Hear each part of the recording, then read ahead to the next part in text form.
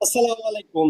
কেমন আছেন সবাই? আশা করি অবশ্যই ভালো আছেন। তো বন্ধুরা, একটা সময় ছিল যখন আসলে আকাশে বিমান উঠবে কেউ কল্পনাও করে নাই। এরপরে আমরা চিঠির মাধ্যমে যোগাযোগ করতাম, পরে মোবাইল প্রযুক্তি আসলো, এরপরে ভিডিও প্রযুক্তি আসলো।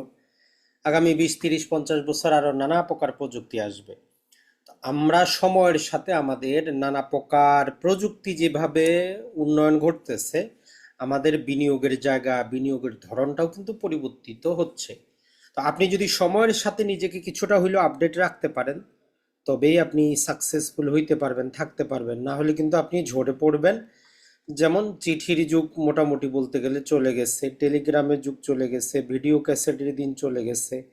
তা আজকের আলোচনায় আমরা মডার্ন বিনিয়োগ যেটা চলতেছে বা আগামী 50 বছরে যেটা মার্কেটে দাপটে বেড়াবে, সেটা হচ্ছে ক্রিপ্টোকারেন্সির জগৎ।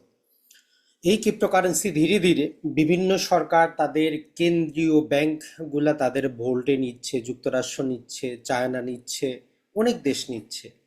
দুবাইতে তো আপনার সব কিছু করা যায়।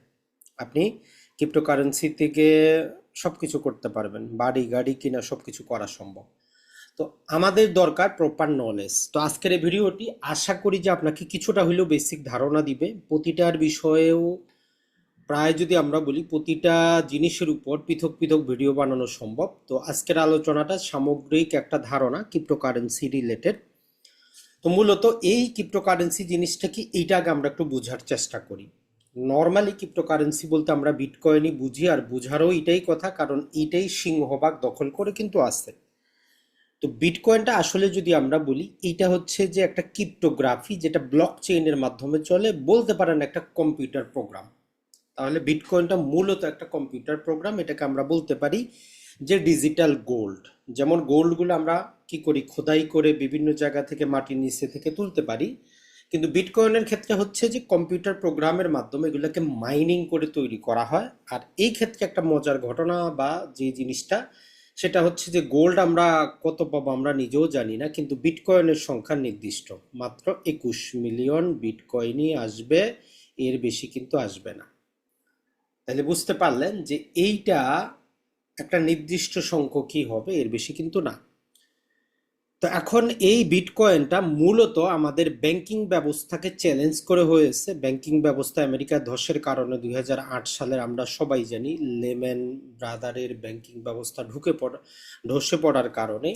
তো মূলত এমন একটা প্রযুক্তি আবিষ্কার করা হয়েছে যাতে আমি আপনার কাছে টাকা পাঠাইতে কারো দরকার না হয়, আমার দরকার আপনার কাছে পাঠিয়ে দিলাম, আপনি টাকা উঠিয়ে নিলেন। এটাই হচ্ছে বিটকয়েনের মূল মন্ত্র। এটা কাজ করে যেটা আমরা ব্লক চেইন পদ্ধতিতে। আর ব্লক চেইন আধুনিক প্রযুক্তি, এই চেইন পদ্ধতির উপর ভিত্তি করে বিভিন্ন জিনিস আবিষ্কৃত হচ্ছে পরবর্তীতে। তাহলে বিটকয়েনের মূল কাজ যদি আমরা বর্তমানে বলি, বিটকয়েনটা 2009 সালে আমাদের শুরু হয়।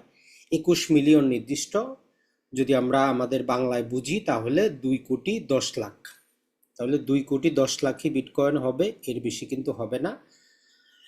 এইটা ছাড়া এটা হচ্ছে ব্যাংকের বিকল্প হিসাবে, এটাকে আমরা ডিজিটাল গোল্ড বলতে পারি। বিশ্বের বিভিন্ন কেন্দ্রীয় ব্যাংক বিটকয়েনগুলো তাদের ট্রেজারিতে ধীরে ধীরে নেওয়া শুরু করেছে, আমরাও নিব, বাংলাদেশও নিবে আজ থেকে 20 বছর পরে। কিন্তু এখন এই বিটকয়েনগুলো আসলে যেটা হয়, এই কম্পিউটার প্রোগ্রামটা 2009 সালে সবগুলা কিন্তু একসাথে আসে নাই।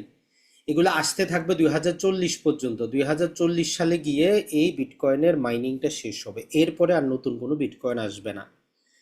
এখন এই বিটকয়েন, যেহেতু এটা কোনো কেন্দ্রীয় নিয়ন্ত্রণ সংস্থা না, এটা কিভাবে হয় সহজে যদি আমরা বুঝি, আমি আপনার কাছে যে টাকা পাঠাবো বা বিটকয়েন পাঠাবো, এটা কে ভেরিফাই করবে, কে যাচাই করবে? তো এটার জন্য যারা মাইনিং করবে এদেরকে দুই প্রকারের ভাবে পুরস্কৃত করা হয়। একটা হচ্ছে লেনদেনের কিছু তারা ফি পায়, আর একটা হচ্ছে নতুন বিটকয়েন তারা অ্যাজ এ গিফট হিসাবে পায় নির্দিষ্ট সংখ্যক ব্লক তৈরি হলে। তো এটার জন্য আপনার কম্পিউটার দরকার, সার্ভার দরকার, আপনার সেখানে হিউজ ইলেকট্রিসিটি কিন্তু দরকার। এটা যে কেউ করতে পারে, আর এইটার বিপরীতে আপনি বিটকয়েন পুরস্কার হিসেবে পান। তাহলে এই হচ্ছে বিটকয়েনের মাইনিং। তার মানে যেভাবে আমরা মাটি খুদে খুদে সেখান থেকে গোল্ড নেই, তো এই কম্পিউটার প্রোগ্রাম প্রযুক্তির মাধ্যমে আপনি সেখান থেকে মাইনিং করেন। তো আনলিমিটেড এটা আসবে না, এটার একটা সিজন আছে যেটাকে বলি যে আমরা হালভিং। তো এটা যেটা হয় প্রতি 4 বছরে এটা বলে যে আমি পুরস্কারটা অর্ধেক করে দিই। যেমন ধরেন যে যদি 4 বছর আগে 100 বিটকয়েন দেওয়া হইতো, এইবার দেওয়া হবে 50, তারপরের বার দেওয়া হবে তার চাইতে 25, তারপরের বার দেওয়া হবে 12। এভাবে করতে করতে 2040 সালে গিয়ে বিটকয়েনের মাইনিং শেষ হবে, আর বিটকয়েন তৈরি করা সম্ভব না। তাহলে প্রতি 4 বছরে বিটকয়েনের যে পুরস্কার এটা কমে যায়। তো কমে যাওয়ার কারণে যেটা হয়, 50% যেহেতু কমে যায়, তো এই কারণে বিটকয়েনের দামটা কিন্তু বাড়ে। তাহলে 2009 সালে শুরু হয়, 2012 সালে আমরা দেখেছি যে বিটকয়েনের একবার কিন্তু ধস এসেছে, একদম হিউজ পরিমাণ ধস, প্রায় 84%। 2016 সালে আরেকবার ধস, 2020 সালে আরেকবার ধস, 2024-এও মোটামুটি আমরা 25-এ দেখলাম। তার মানে বিটকয়েনটা স্বাভাবিক মুদ্রার মতো না যে আপনি বিনিয়োগ করলেন বাৎসরিক মুনাফা পাবেন, সারা জীবন দাম বাড়তেই থাকবে। তাহলে বিটকয়েনে বিনিয়োগ করলে 4 বছরের মাথায় আপনাকে স্মরণ রাখতে হবে যে একটা ডাউনফল আসবে।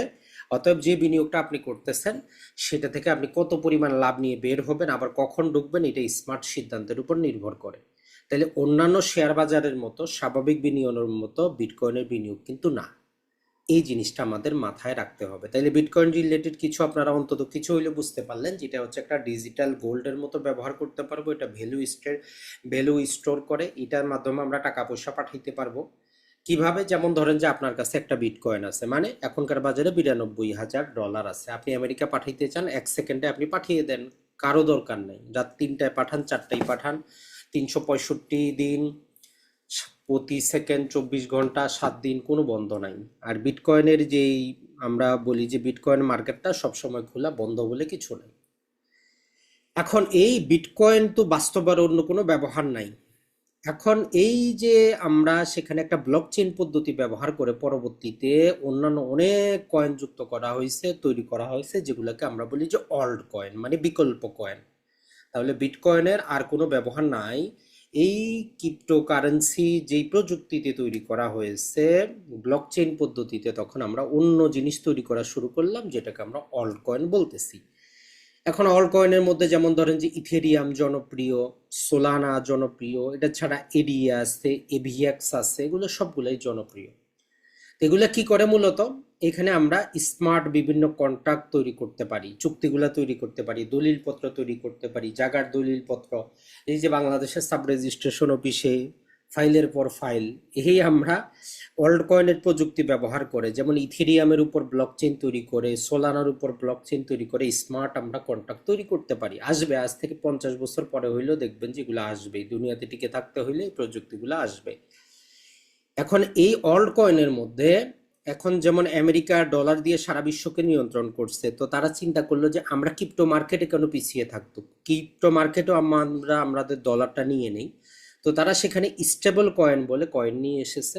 একটা হচ্ছে ইউএসডিটি, একটা হচ্ছে ইউএসডিসি। মানে হচ্ছে যে যেমন ধরেন যে আপনি বুঝতে পারলেন ক্রিপ্টোকারেন্সির দামটা কমবে, তো আপনার এখন $91,000 আছে, আপনি বিক্রি করে দিয়ে ইউএসডিটি রেখে দেন, $1 বাস্তবে $1 সমপরিমাণ থাকবে। এখন ধরলাম যে বিটকয়েনের দাম $50,000 হয়ে গেল, তো আপনি সমপরিমাণ ইউএসডিটি দিয়ে বেশি পরিমাণ এখন বিটকয়েন কিনতে পারবেন, মানে স্টোরেজ করার জন্য। তাইলে ইউএসডিটি, ইউএসডিসি এগুলো বিনিয়োগ করার মাধ্যমে এগুলোকে বলি যে আমরা স্টেবল কয়েন। বাস্তবে $1, এখানেও $1, এর বিপরীতে রিজার্ভ থাকে।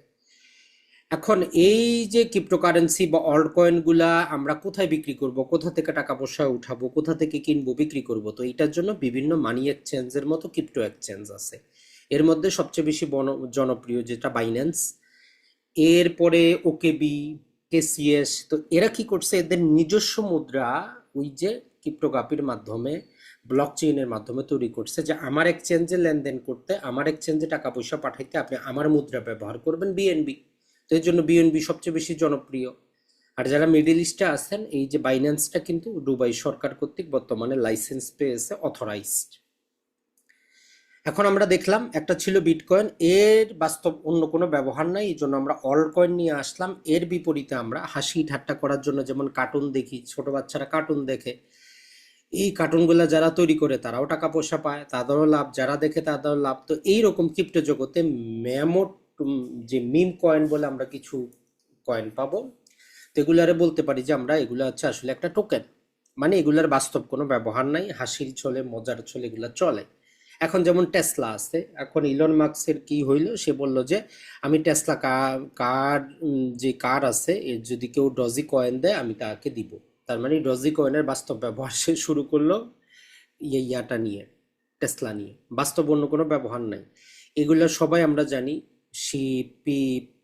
তো এগুলা হচ্ছে যে জুয়া খেলার মতো। আপনার যারা কোটিপতি আছেন মাঝে মধ্যে জুয়া খেলতে মন চাইলে আপনি ক্রিপ্টো জগতে জুয়া খেলতে পারেন। এখন চলে আসি ইটিএফ, এক্সচেঞ্জ ট্রেডেড ফান্ড, যেটা আমরা বাস্তবে শেয়ার বাজারে দেখি। এখন এই ক্রিপ্টো জগতেও চলে এসেছে, আমেরিকাও চালু করেছে। আর একটা গুরুত্বপূর্ণ নতুন এসেছে সিএমসি 20, মানে 20টা ভালো কোয়ালিটির ক্রিপ্টোকারেন্সি নিয়ে এই ইটিএফটা চালু হয়েছে। তার মানে যদি কোনো একটা ক্রিপ্টো কমও যায় বাকিগুলো বেশি গেলে আপনি লসে থাকবেন না। এটার মধ্যে ধরেন যে বেশিরভাগই আছে বিটকয়েন, এরপরে Ethereum, XRP, BNB, Solana, TRX, doji, ADA. তো এইরকম আরও ছোটোখাটো কয়েনগুলো দিয়ে টোটাল এইরকম একটা ইটিএফ চালু করেছে। এখন আপনি চাইলে ইটিএফও বিনিয়োগ করতে পারেন আপনার খুশি। তো এইটা হচ্ছে একটা প্রাথমিক ধারণা।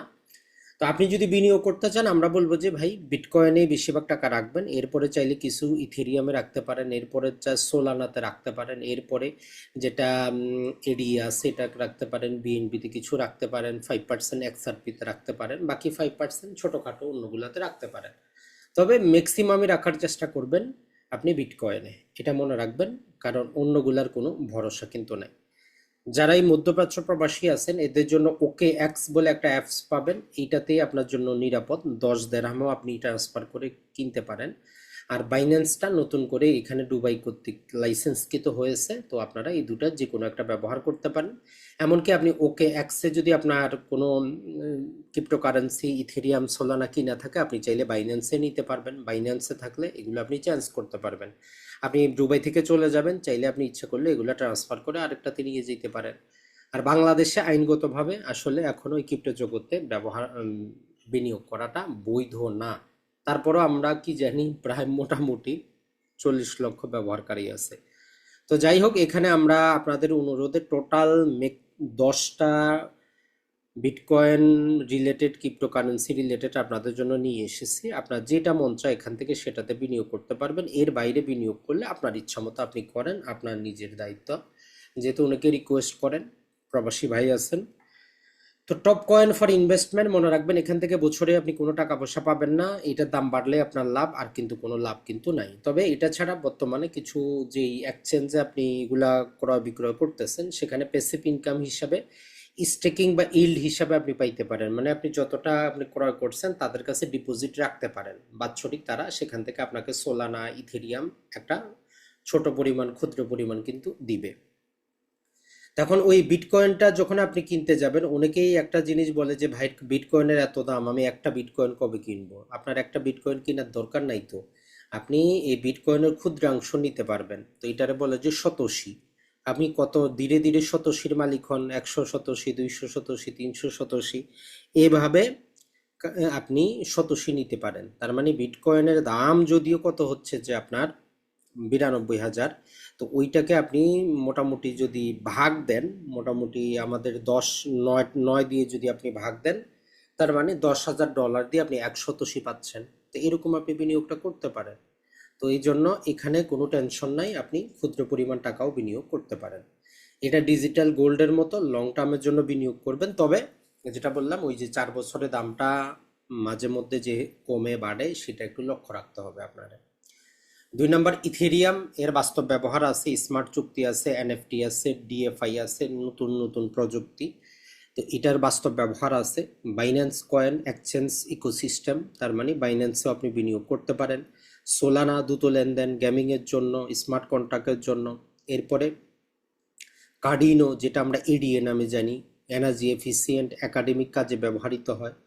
এটা ছাড়া যেটা পলিগন আছে, মেট্রিক্স নামে আপনার পরিচিত, তো এটাও লেয়ার 2 স্কেলিংয়ে ব্যবহৃত হয়। এরপরে এবেক্স যেটা আপনি পাবেন, এটা ছাড়া এই যে এক্সআরপি পাবেন, ডট পাবেন, লিঙ্ক পাবেন। এই কয়েকটাতেও আপনি চাইলে কিছু কিছু অল্প অল্প টাকা রাখতে পারেন। মাঝে মধ্যে দেখবেন যে কখনো 1000 গুণ 2000 গুণও বেড়ে গেছে, আবার কমেও গেছে।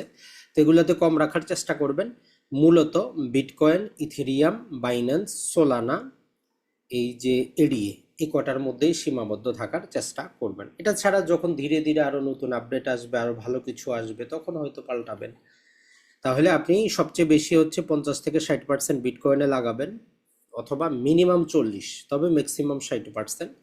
এরপরে ইথেরিয়ামে লাগাবেন তারপরের অংশ আপনার মতো করে। এরপরে যেটা সোলানা, বিএনবি আছে, এগুলোতে আর একটু কম লাগানোর চেষ্টা করবেন।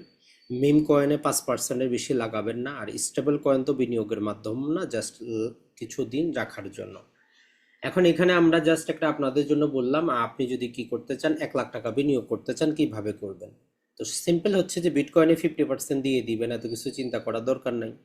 ইথেরিয়ামে আপনি 20,000 দিয়ে দেন। এরপরে অল্ট কয়েন বাকি যেগুলো আছে সেগুলোতে 20,000 দেন। যেগুলা আমাদের মিম কয়েন আছে সেগুলোতে 5,000 দেন। স্টেবল কয়েনে 5,000 রাখেন, যখন সুবিধা হবে ওইটাতে ক্রয় করবেন।